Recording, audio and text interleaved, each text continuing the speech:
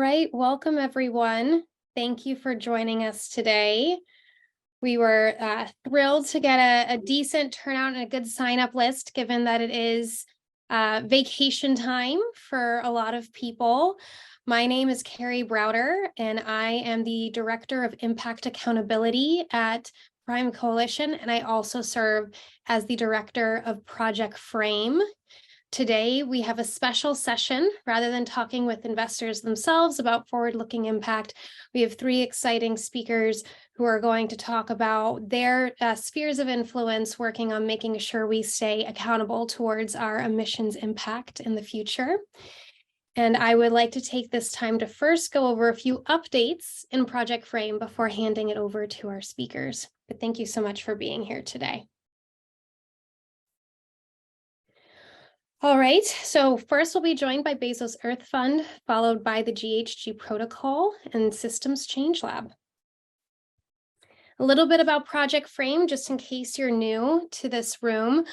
We are a nonprofit program that is convened by Prime Coalition, and we focus on forward-looking emissions assessment. So not so much reconciling what we did in the past, but how can we use best practices and methodology around impact measurement and management to make sure we're making the best climate investments possible today to yield more mitigation in the future.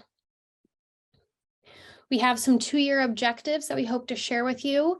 A lot of the work is produced through working groups of climate investors generally, and experts in this space. We had a content working group that recently completed our first iteration of our forward-looking impact pre-investment methodology, which we'll share in the chat. We have a new content working group with around 40 members from 30 organizations that is deepening the methodology, which we hope to share again next year, as well as diversifying the way we share the methodology to make sure we are equitable to all those who want to learn about forward-looking emissions impact. We also plan to increase our database of investor profiles, which is what you typically see at one of our bi-monthly community meetings. We hope to engage more in markets outside the US and Europe, specifically focusing on Asia this year. We have develop a tool platform based on the work of the Data and Tools Working Group, which I'll be talking about today. And we hope to more deliberately align with global players developing complementary work, which is a large motivation for why we invited our speakers here today that you will be hearing from. All right, this is new. We only look at our membership twice a year, and we are pleased to share with you all that our membership, so to speak, has more than doubled in the past 11 months. And we would really like to focus on the fact that we've increased the number of investment firms who are represented, which also means a significant increase in our assets under management. We started out as solely focusing on venture capital and private equity, and that tends to be where the majority of our content is geared towards, but we're pleased to say that many other larger asset owners and asset managers have also taken up the call to be more accountable and transparent in GHG emissions assessments. And so we have looked at the entire community of Project Frame, and now, as you can see, we hope that we can channel this capital towards the best possible climate solutions. Intimidating figures, but we're really excited about the challenge. And so this is just another idea of our statistics sort of over time and how we've shifted and increased. And we think that this really shows momentum behind the work that we're doing. All right, so also new, we just launched an official LinkedIn page for Project Frame. We will now use that more than the Prime webpage to just share official updates on what we're doing, what we're sharing, opportunities to get further engaged or provide feedback on our content, which we really appreciate. So please follow us and sign up.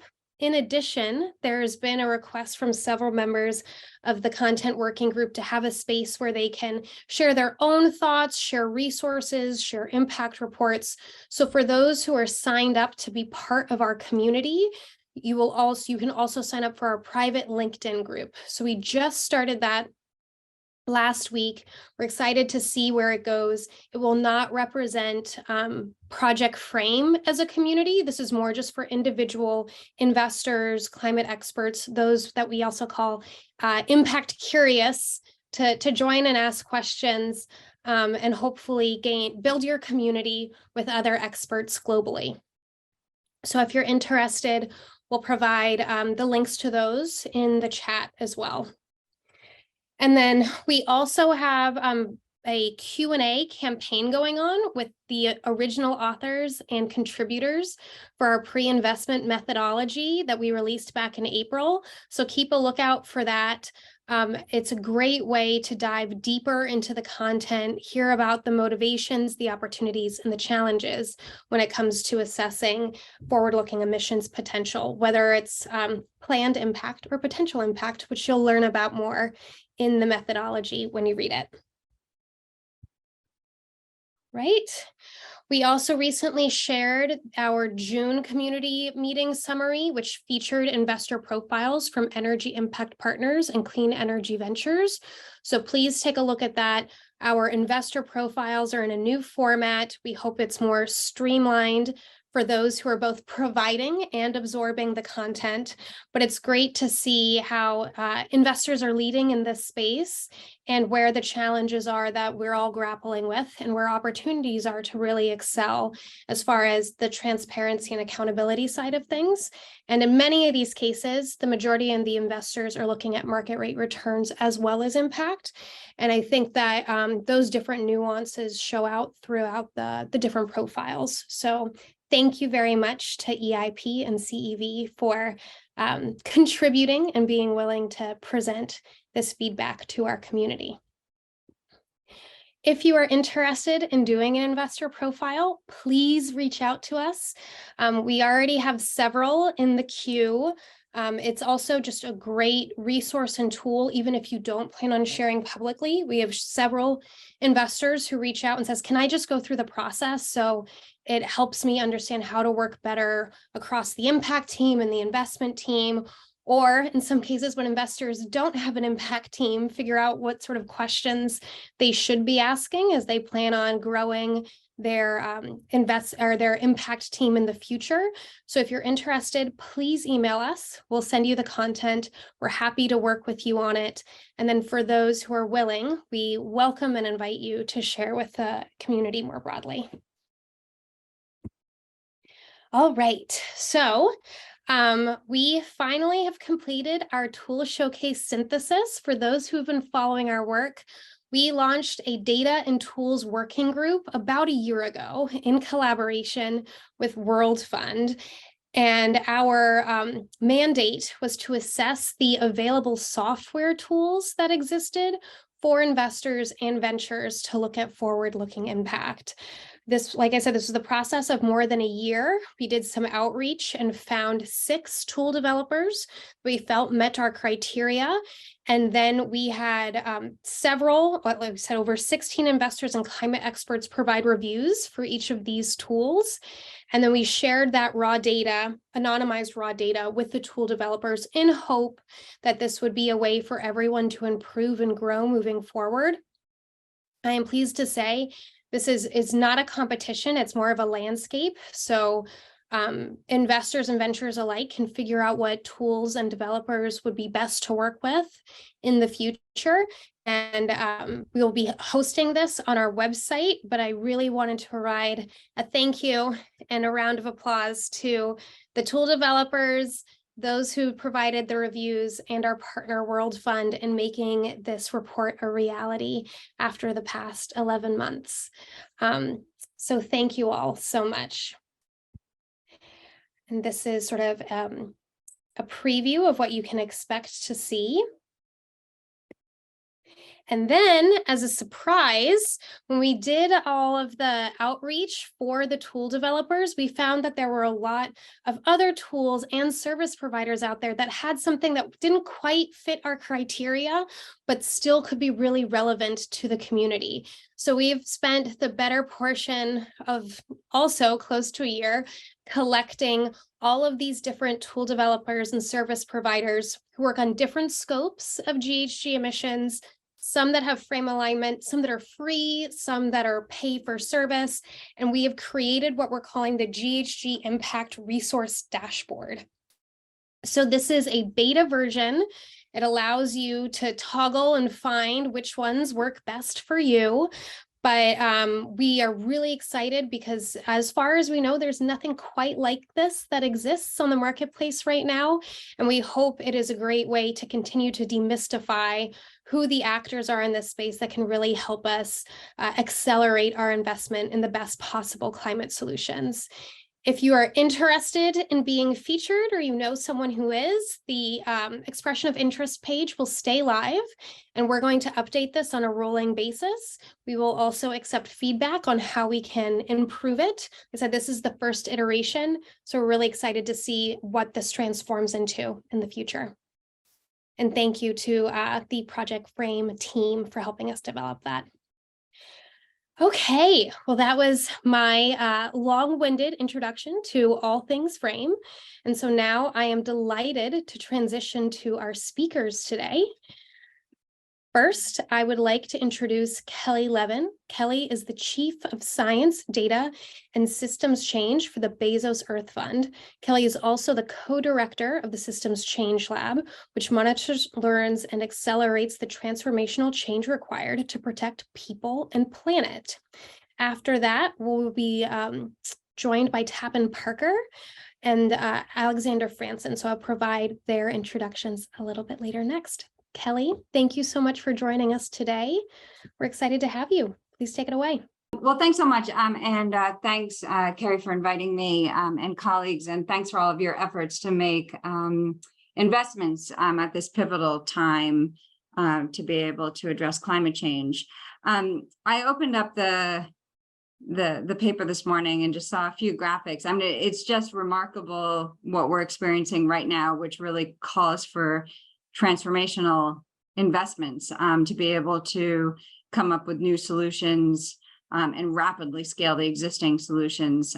Here, many of you probably have seen our Antarctic sea ice, below off the charts recently compared to the average in, recent decades. Here, ocean heat, many of you have heard about corals dying off the coast of Florida and the tremendous heat wave that's happening just across the ocean and really unprecedented amount of heat, which has destruction to those marine communities that are based on a stable temperature. And then here, I'm just looking at, sea surface temperatures here, again, really off the charts. In terms of what we've witnessed recently. And, there's a lot of talk about needing transformation, needing system change. And my colleague Tappan's going to talk a lot more about this, but really we've chewed through our carbon budget so much that we need radical transformation, having emissions this decade, moving to net zero emissions by mid-century. And there's often a kind of distinction between so-called incremental measures and ones that are more transformational. Rather than just increasing energy efficiency, abandoning fossil energy and using 100% renewable, kind of going to a new regime. And I think the question here is how can we, in all of our various ways, I as philanthropy, those in the research community, but also the investment community, start to really think through what are the transformational changes that we need and what would it take to be able to achieve that. There's always this analogy between the dog and the motorcycle, where the dog keeps on running and running and running, and as fast as it gets, it can't ever keep up with the motorcycle. It needs totally new tools. And here it is, it's jumped on the motorcycle. And this is really what transformation is about, just a total new system state. And the question is, what are the types of decisions that we make today that would allow us to ensure that we are achieving that change in the future? What we have seen, and this is quite encouraging, is that, oftentimes, especially with technological development, we see the kind of so-called S curve where, seemingly, impossible change in the beginning then ratchets up away from a niche community into diffusion, then takes off where change is kind of irresistible and unstoppable.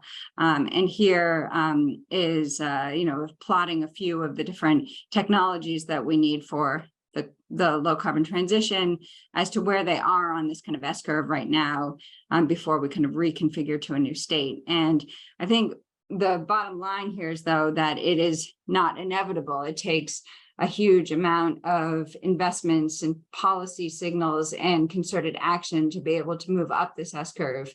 But it is encouraging that we know that it is possible. And we've seen it time and again. And if you look at some of the transformation that we've seen in other sectors, where we've seen, rapid change that was, beforehand just seemingly impossible, but not even imagined. This provides, some hope that it's not too late, that it's possible. And then the question is, what can we all play in our various roles to make that happen? And this is something that many of you might be familiar with, the World Energy Outlook, that has kind of constantly revised its projection year after year. We have a very poor understanding of how change happens, and we can almost often not actually imagine that change will happen exponentially. But in fact, we are starting to see exponential change in a number of different areas, from solar to EVs and what have you. And at the same time, I think we need to make sure that we're not kind of Pollyannish and think that across the board it's going to happen for everything. I mean, if you take a look at deforestation, for example, especially those transitions that are not as pinned to a technological advance, we know that we're not necessarily going to see exponential change, and that it's going to be more of a slog. And then what can we each play in our own roles to make sure that that happens and that momentum is continued? For us at the Bezos Earth Fund, we're a $10 billion commitment to climate and nature to be spent this decade. We think about things like mitigation potential, and have looked at the crane tool before. We think about lock-in. We think about irreversibility, the loss of a primary forest, for example. We also think about co-benefits and various levers that one can focus on. RD&D can think through institutions and policies and regulations. And it certainly depends on the sectoral transition and jurisdiction. But our role is very specific. We can, help de-risk. We fund actors and actions that governments, private sector won't likely do. And two of our projects are on this call right now that we're incredibly thrilled to be supporting, both the Greenhouse Gas Protocol and the System Change Lab, which we're intimately involved with, and then hoping to also use our convening power to be able to really go after these problems. We are focusing our work on, as I said, both climate and nature. On the nature side, kind of three legs of the stool. One is conserving what we still have, supporting a lot on the 30 by 30 agenda, protecting 30% of land and sea by 2030, restoring the nature that we've lost, degraded land, and the future of food. How do we think through sustainable food systems, where we're primarily going to be focusing in the beginning on sustainable protein, given that cows are the second biggest polluting species on Earth after humans, leading to both methane emissions, but also significant deforestation. Also focused on decarbonizing energy and industry, including heavy duty transport, and then taking into account environmental justice in everything that we do, and making sure that the transitions that are ahead are done in a just and equitable manner that everyone benefits from. We use a few different levers of work: economics, finance, and markets, and creating new markets, supporting new technologies for the transitions ahead, and what we'll be focused on in today's conversations around monitoring data and accountability. And for us, this is kind of the bedrock to effective decision-making, to effective target setting, to accountability. We're really, really proud to be partnering with Greenhouse Gas Protocol System Change Lab to be able to develop these foundational tools for the community to work on. On the Greenhouse Gas Protocol, really the gold standard in terms of measurement of greenhouse gas emissions and impact, and Systems Change Lab, thinking through the transitions that are required this decade. How goes the battle, so to speak? How are we making progress? What are the ingredients of transformational change? We hope that this will be a great contribution to this community. So let me hand it over to you, and thank you so much, Carrie. So much. That was perfect on timing as well. Really interesting. And it's great to see the collaborations happening across different entities. So we appreciate you talking about the landscape of the different areas that Bezos Earth Fund is working on.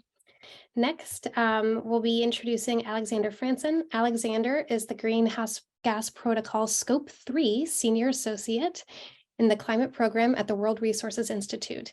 He develops Scope 3 updates and additional guidance and oversees and maintains related tools, data, and resources. Alexander, thank you so much for joining us. Thank you so much for inviting GHG Protocol. This is really great to speak to so many investors and people that are investing in climate change.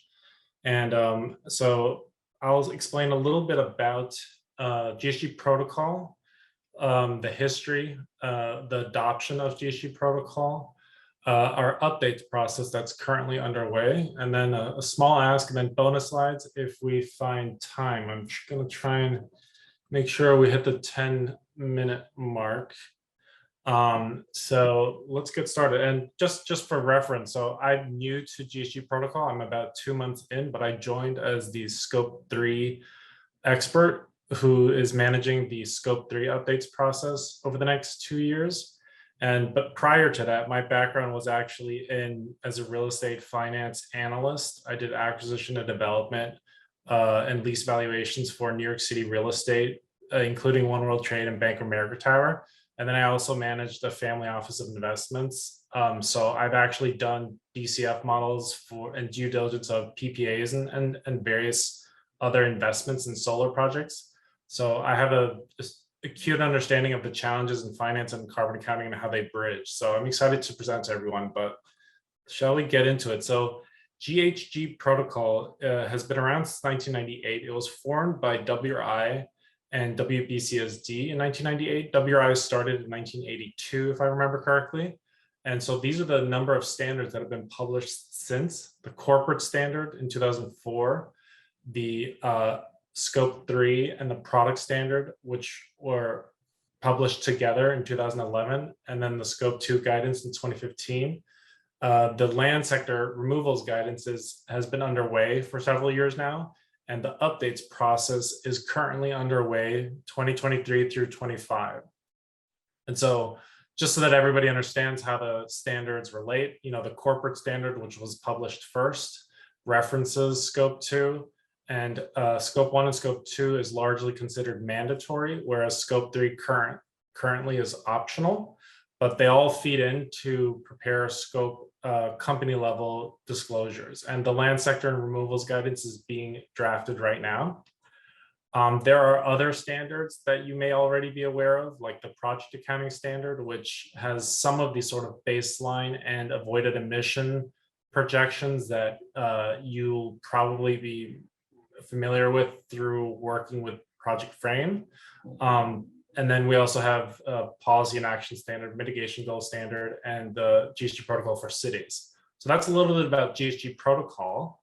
Now, in terms of adoption, I think that this chart highlights quite well how Greenhouse Gas Protocol, which is the carbon accounting standard and reporting framework, informs other climate programs. So it's not dissimilar from the way that FASB publishes GAP. GHG protocol is the standard. SEC enforces it, and then the legislative branch writes laws to guide incentives and subsidies. GHG protocol informs many guidances and frameworks, including SBTI and PCAF, which reference GHG protocol directly. And the GRI, for example, we work closely to align with them. CDP, I know that 90% of Fortune 500 companies use GHG protocol when they disclose the CDP. And ISSB, which is now sort of SASB and TCFD, are coming in under IFRS ISSB. also directly references GHG protocol for their disclosure framework. And then when you go one layer further out to regulation and legislation, the California bills are referencing GHG protocol. The CSRD, we have acronym overload here, but the CSRD, which was just recently published, is also referencing GHG protocol. And I think everybody in this call is familiar with the SEC disclosure potential. So this is sort of a diagram that explains how our standard fits into this framework of reporting and accounting. And so I won't spend too much time here, but the method of measuring, target setting, and then reporting we're all familiar with it. And so this is outlined in the protocols. And now what I really want to talk about here is the updates process.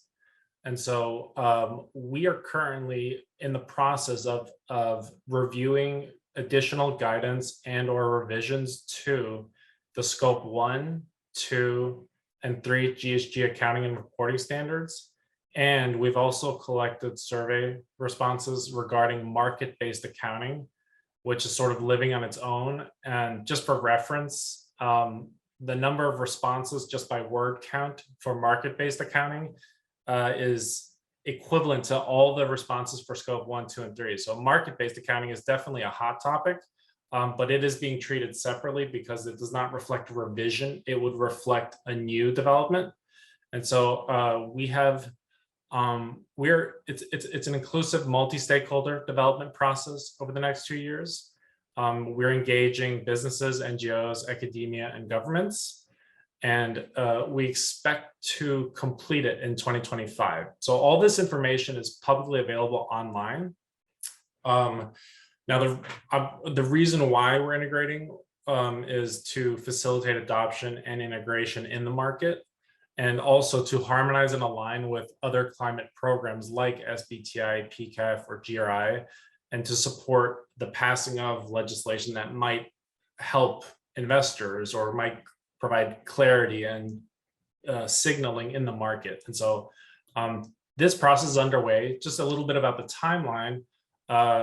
Over the next 12 months, the surveys were received fully in March, this past March. We received 1,500 surveys and 230 proposals. Many of them are published online.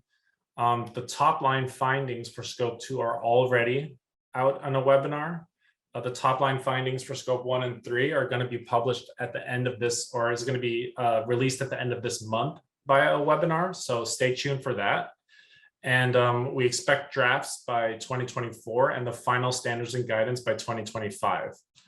And so the ask is simply, stay tuned, get involved. The newsletter, sign up for the newsletter. We release a monthly update of progress and what's happening regarding the updates process. And you can also check out the GHG protocol blog. And there online, you'll find links to the process memo and the scope 2 findings, as well as a download of the presentation. And I'm not sure if we have time for 1 minute for bonus slides. I think we could do 1 minute. Well, so this is probably the most widely published presentation ever, or diagram ever. So this shows scope 1, 2, and 3. I think that this diagram is not shown enough, but this sort of speaks to making projections ex post and ex ante, which is a lot of what investors need in order to guide their investment decisions. And so the scope 3 standard does speak to projected downstream emissions, which effectively is forward looking. And so we are, again, going to look to align with investors and with companies that are looking to be able to use the scope 3 standard to make better decisions that affect forward or future looking emissions. And so that's just something that is coming down the line. I'm going to skip over this, but thank you. So that was GHG protocol. And if you want to email any of us or get in touch with us regarding any of these during the updates process, our emails are available, and we're happy to speak with you. Thank you so much, Alex. We will now allow for some Q&A. So 1 second, please. I had a question for you first. Thank you so much for your presentation.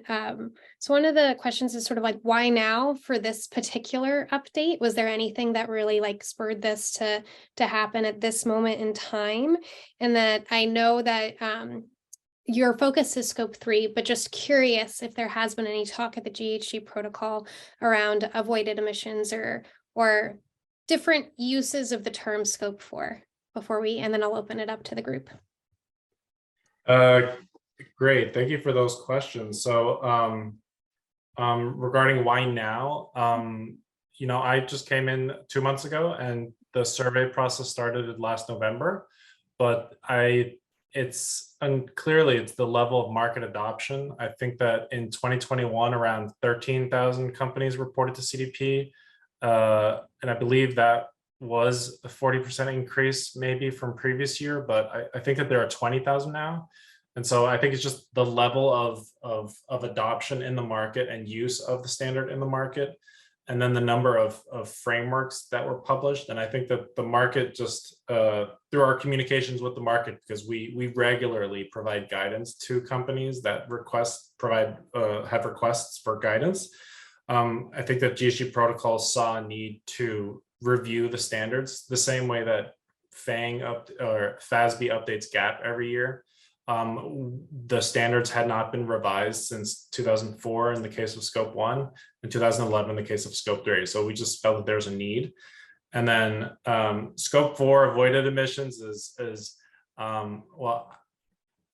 scope 4 does not exist as a term at GHG protocol. Yep. Avoided emissions, however, does. You'll find it in the project standard when you create a baseline for emissions prior to project execution or completion, and then projected avoided emissions after the project is installed. So avoided emissions is treated directly. However, it is not included in a GHG inventory because it does not reflect a physical emission or from activities. So that's what I'll say about avoided emissions. But market-based is going to be treated very, very seriously. We've gotten a lot of requests for it, and so Kevin and David on our team right now are taking care of that and reviewing those potential revisions. Thank you so much. Language is always a really big challenge in our community.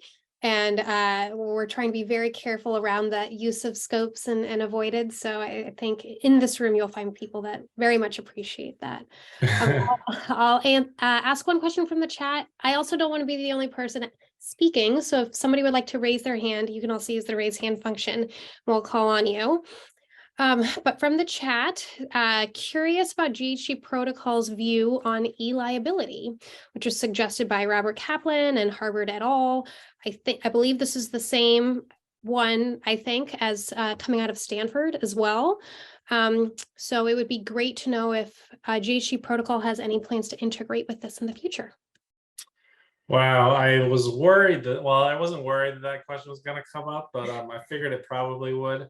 So I'm going to speak as I hope that what I say reflects what GHG protocol, and I report to David Rich, and so David Rich and I are meeting with e-liabilities. I think I can say that as part of sort of like the transparency of GHG protocol's process and our integration and we listen to the market and we work with the market. We're very careful about that. So we have been speaking with them, and we're working to understand the proposals that they are putting forward. And, we want to learn from the market. I think that in my experience, based on my experience in real estate finance and working in financial accounting, there are things to learn about the workflows in the financial services market. It's a $1.4 trillion market globally. Carbon accounting right now is about 14 billion. So it's about 1/100th the size. And so just for the sake of adoption of greenhouse gas accounting, it's worth our time to listen to how the market of financial services accounting was able to roll out their services. you know, so yes, we're speaking with them, and you know, their methodology, I'll say too, that their methodology, or their described methodology of going directly to suppliers, is explicitly stated in the GHG protocol. The supplier specific method is stated. GHG protocol has optionality, which is what differs from their proposed use of the standard, which is to only use primary data. But generally speaking, there's more alignment than people think already. It's just not clear to everyone, maybe. And the one way that they treat the GHG inventory is really one of the biggest differences, whereas GHG protocol treats trailing 12-month cumulative emissions from activities. They keep effectively a balance sheet figure, which is a point in time measure of GHG emissions. They net the GHG inventory.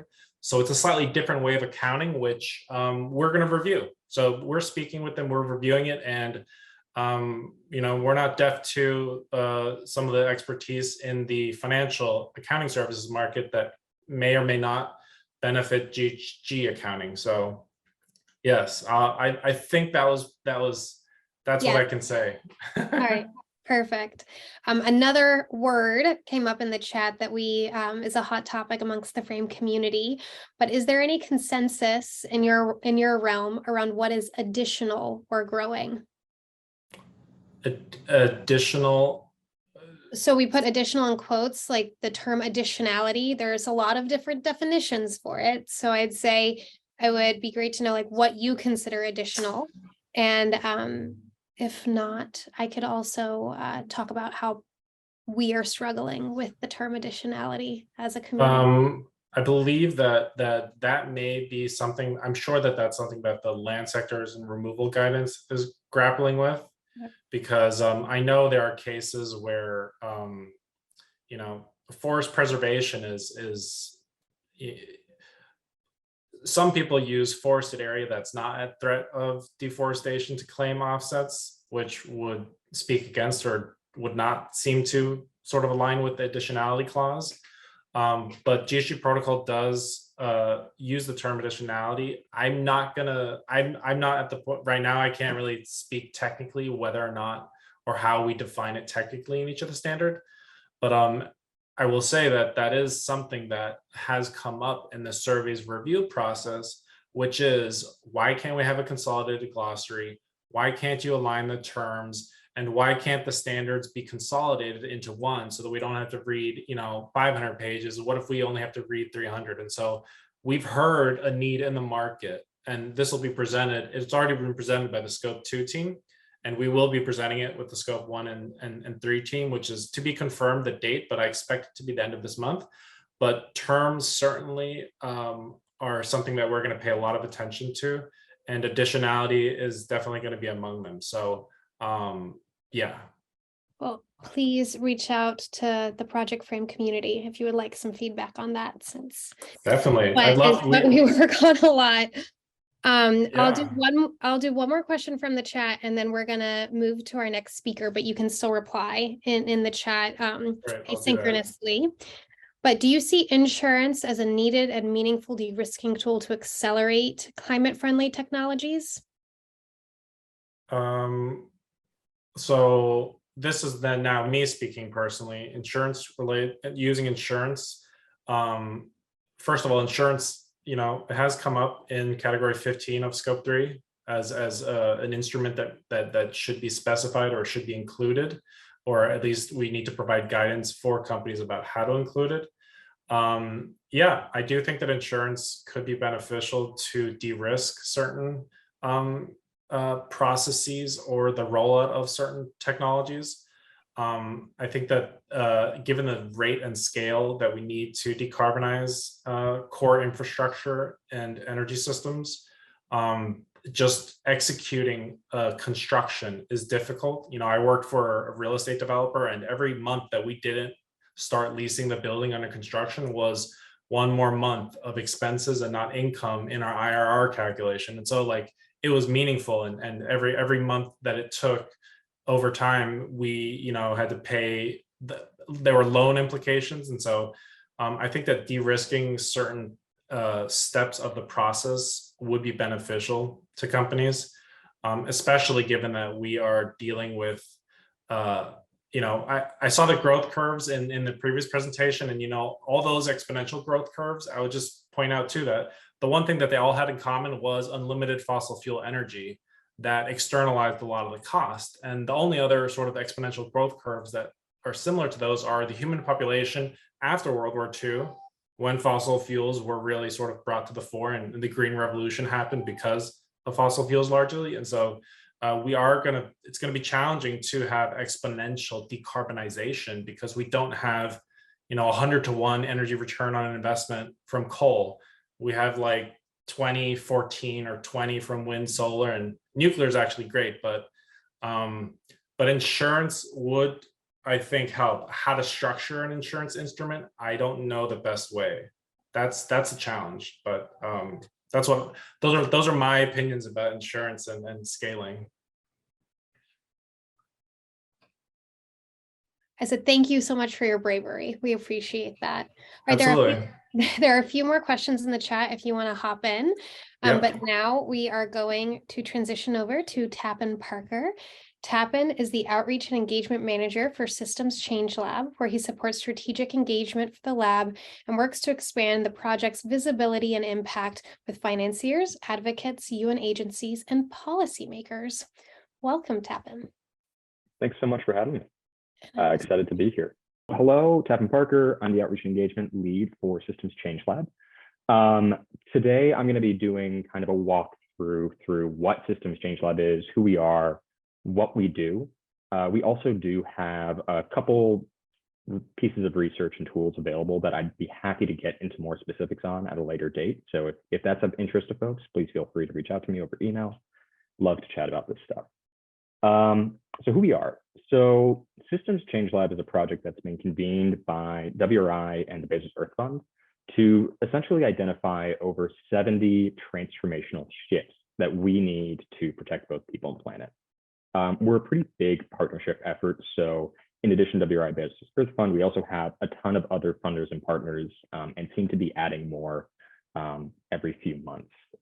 So we continue to be this growing place of kind of like-minded folks and people who are really dedicated to understanding systems thinking and really how we can move the needle on a lot of our biggest issues. So our aim really is around highlighting current action against climate, biodiversity, and equity targets. We think of these targets as being aligned with limiting warming to 1.5 degrees, halting nature and biodiversity loss, and then ensuring these transitions are all just and equitable. And we do this across 15 different systems. And so we have 15 systems and then 70 different shifts that fit underneath those umbrellas. But we also think of these as kind of interconnected. So having them in separate dots maybe is a little misleading because there are all these little red threads that connect everything you're seeing here. So to talk a bit about like what this is and why I think this is exciting for you all, we kind of divide our work into 3 pillars. We focus on monitoring, learning and sharing, and then nudging and campaigning for those transformations at greatest risk. And these all are kind of cyclical and feed into each other in very different ways. But just to briefly cover that. So with monitoring, with that, we're really looking to use that to understand those key systems I presented a second ago, where change is happening, as well as where it's not, and where we have more to learn. With learning and sharing, we're really looking to do more, dive deeply into understanding what's driving change in specific sectors, where we're seeing that change, and also why we're seeing that. Just trying to find out if there are these lessons learned that we can apply to other systems. And then with nudging campaigning, essentially just trying to figure out where are there shifts that are furthest behind or areas that we can come in as an authentic actor to help catalyze change with different coalitions of actors. So I'm mostly going to be talking about the monitoring and learning and sharing parts of it today, but definitely, again, happy to dive into more detail with folks if they're interested. So we have roughly 2 products that we put out there under the monitoring pillar. One is an annual report that goes into depth around the state of global progress towards climate action. That's the State of Climate Action Report. Our most recent one came out in November of 2022. And we have a second one coming out or not a second, it's our running series. We've been publishing these for several years now, but another one coming out this November as well for 2023. And then separately, we also have a data platform, which is more like a living, breathing report where we provide data along with much, much more in terms of research and analysis, kind of taking that report and turning it into something that you can really interact with in a lot of different ways, and really expanding as well on the work of that report. So within what we're looking at, that we recognize there are tons and tons and tons of options available right now for how to decarbonize. But it can be really challenging to understand the value or the impact of any given option. It's not always clear. So what we try to provide a systems change lab is an understanding of what's happening on the ground, what's important, which transitions are moving rapidly, where different key solutions and technologies are trending, including how nascent they are, as well as how integrated into the market they appear to be, to help you make better decisions and have a better understanding of where to focus your efforts and where that effort is needed most. Specifically with Systems Change Lab, you're able to use that to see where progress is being made, but also where it isn't. So those indicators can tell you a lot about what's possible and also where the major risks are. So looking at this slide, we can kind of get a sense for where do we need more action, and at what pace and what scale. If we move on from here, another key aspect of our work then is also identifying where we think tipping points are likely to happen. So places where we think that a concentrated effort could actually lead to dramatic change, that kind of pace and scale that Kelly was showing earlier, where we've seen dramatic uptick of technologies with cell phones, with the internet, all sorts of different things. And then helping to tell those stories that not only is change possible, but actually it's happening right now in front of us.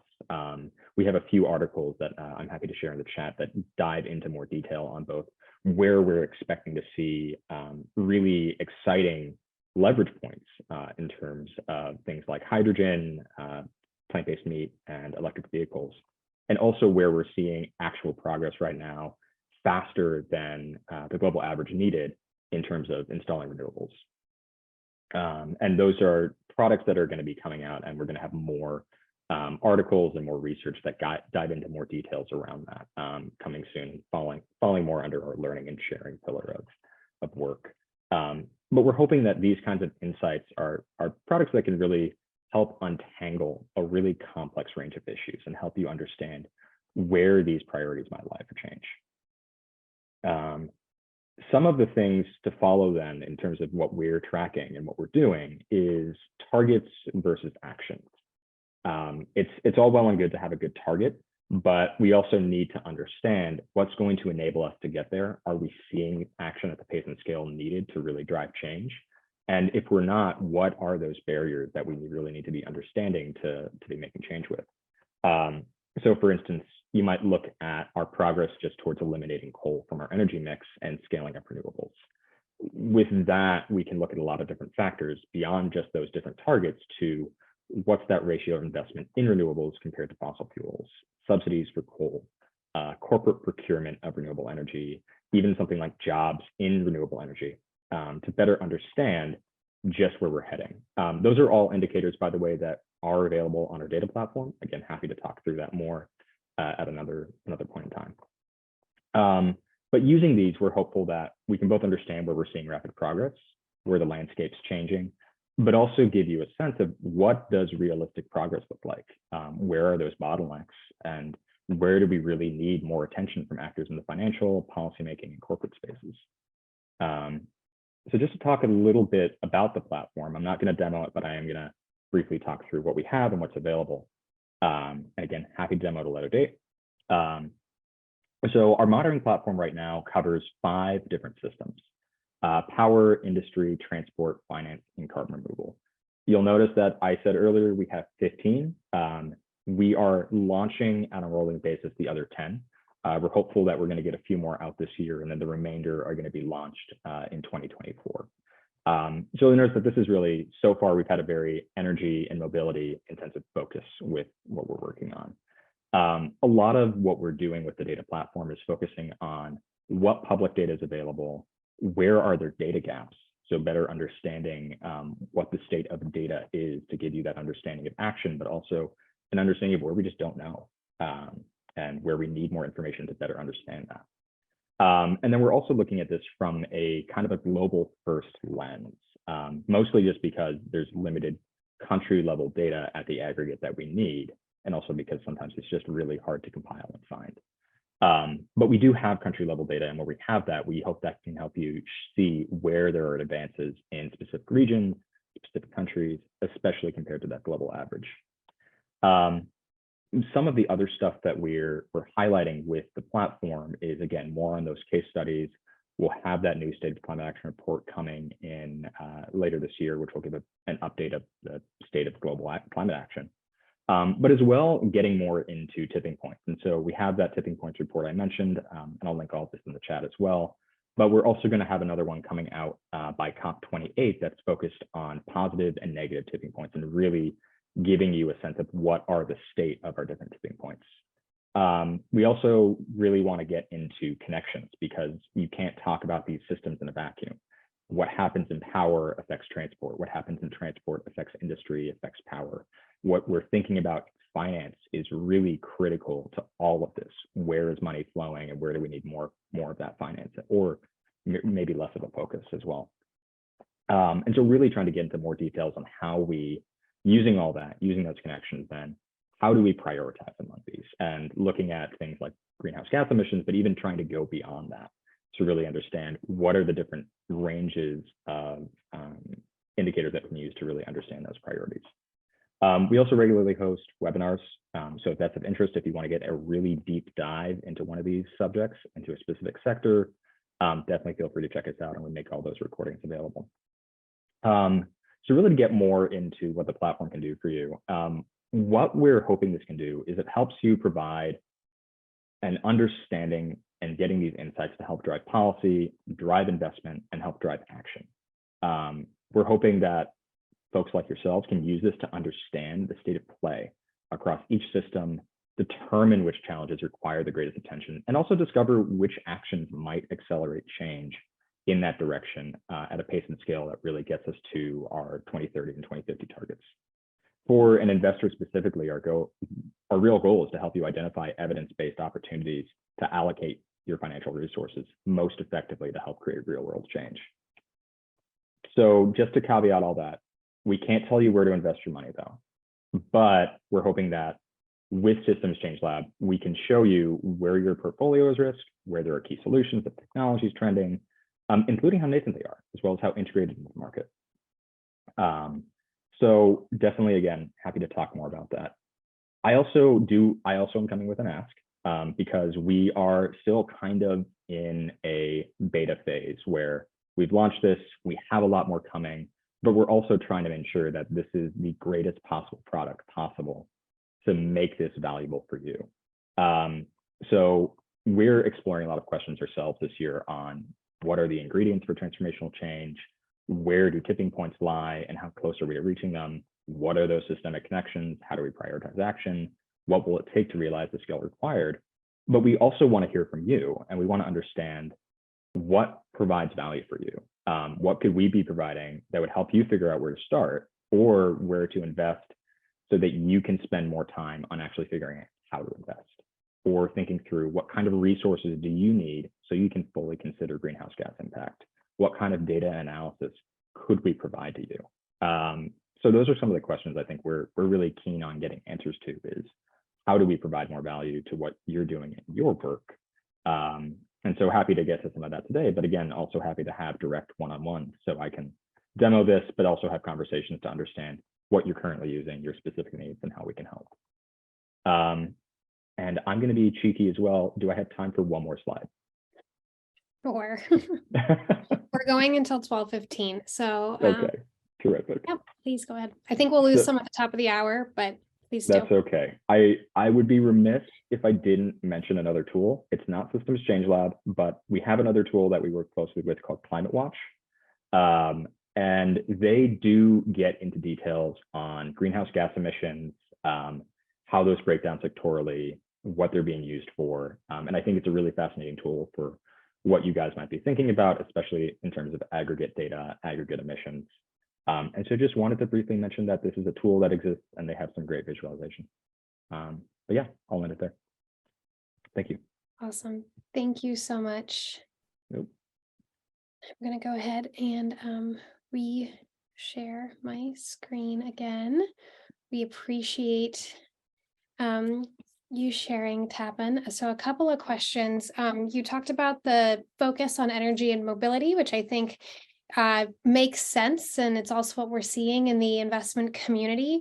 But are there any other industries that you're particularly excited about through your research? And are there any other industries that you think have the biggest and most pressing data gaps? Yeah, so I think as far as industries we're really excited about, it's actually a little bit of both in that we're really excited to dive in on issues like the circular economy, really trying to understand some of those big, tricky subjects where there hasn't been as much data, hasn't been as much focus. And so things like circular economy, things like equity and justice, and even getting into some of those more wishy-washy topics where it's how do we redefine our economic system so that it is focused on what benefits humanity, people, and the planet. Those are also exciting areas and also the areas where we have the least data. So something like the circular economy in particular, we've been getting that ready for hopefully a launch later this year, fingers crossed. But we don't have as much data as we'd like. And that's been a big challenge for us, is trying to get as much online as we can, trying to find what data is valuable, but then also having this be one of those areas where we don't have data, we may not necessarily ever get some of the data that we really want for these indicators. Another big one is in finance. We have a lot of data on where finance is going in terms of how much public finance there is and private finance towards climate issues, but not as much on how much of that is going towards electricity or to transport or to industry. And that's something that I think we'd be really keen to get more data on, because it would help inform where are there these investment opportunities, but also then what could really drive that change and where do we need more of that investment? And what does that look like? Thank you. I always want to make sure there's a little bit of a silver lining or something positive to look towards. So in all the case studies that you've been working on, I know the data is quite intense, but sort of through the synthesis, can you tell us if there's anything you've seen recently that you find encouraging? Yeah, I think there's two really big examples that I think really drive this home. So one, we just released an article about 2 or 3 weeks ago that was focused on 8 countries that have installed renewables faster than the global average needed. In some cases, like dramatically faster. And this isn't the United States or a bunch of European countries, it's countries from around the world. Uruguay is one of them, Denmark is another one. There's been a couple in Africa as well that have done this. So demonstrating that installing renewables at the pace and scale we need is actually possible is really exciting. As well, some of the other statistics we've seen are just the uptick in electric vehicles.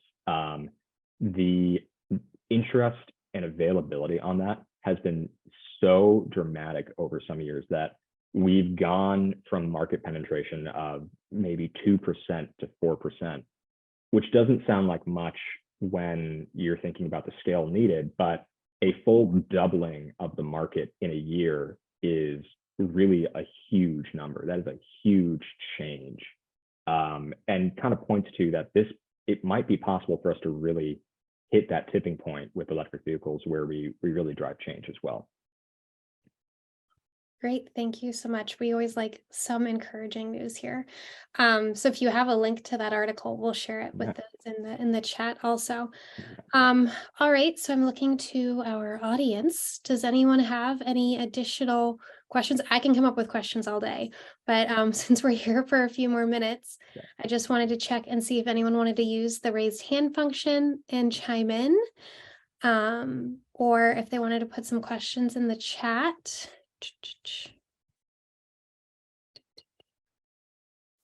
Oh, I see that Kelly beat me to it on posting that article. No, it's all good. I'm happy to ask another one. Sure, please. So, you touched on this a little bit, but when you talked about circular economy, I'll say personally, we've discussed it. I'm a circular economy evangelist. What sort of I guess are you already receiving a lot of the data you need and it's more about translating it into case studies, or are you guys dedicating resources to tracking down into developing the data around circular economy?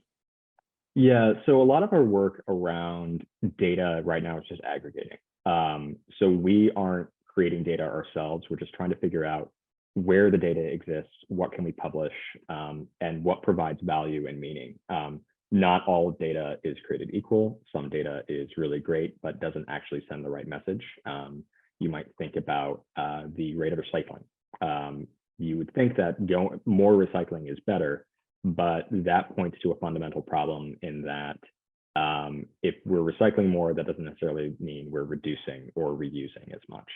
And so trying to figure out both what data can send the right message on what's needed for the circular economy, but also trying to make sure that the data we're publishing is pretty comprehensive and is methodologically sound. We don't want to just publish anything. We want to make sure it's good data and that it tells the right story. One of the biggest issues we found with circular economy data is there aren't these global numbers that we can use. And in fact, most of the data that exists that is good is focused entirely on Europe. So those are some of the challenges we're facing is trying to figure out, okay, what can we publish? What can we say if it's not a global number? Is it still valuable to publish this European number and show that as give a sense of what's happening in that market?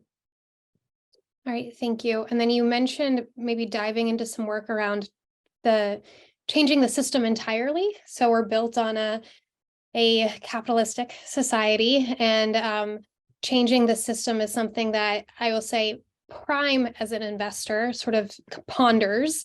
I won't speak for the entire Project Frame community on that. So how would we follow that work? And is there any way that you're looking for others to contribute? Yeah, so on that work, what we're doing right now is we're essentially working on something we're calling new economics. It's going to be another system, and that's really focused on just how we're measuring success, what that means, what that looks like. We're actually pretty far along on that one as well. That's another one that actually might get launched this year if we're lucky, which is very exciting. But we're still looking, we love to get additional peer review. We would love to get people to get eyes on it.